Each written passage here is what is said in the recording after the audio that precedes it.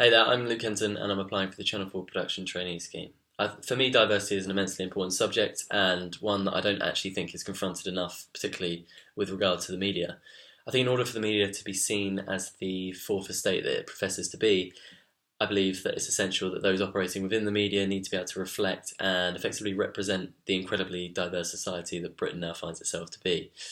And I do think Channel 4's 360-degree charter will help to achieve that, and I hope it's one that follows suit in other broadcasters and publications.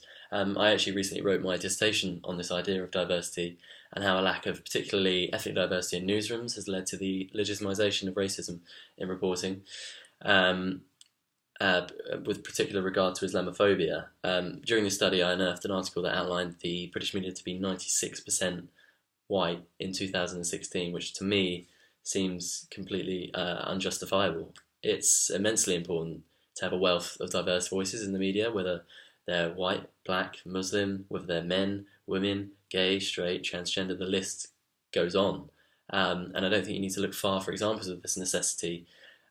Just last week, the tragic Orlando shootings, during the reporting of that, journalists such as Owen Jones were incredibly outnumbered in their attempts to highlight the attacks as not only an attack on Western society, but the LGBT community specifically. I think as the media represents the voice of all people, it should remain a level playing field for all to enter.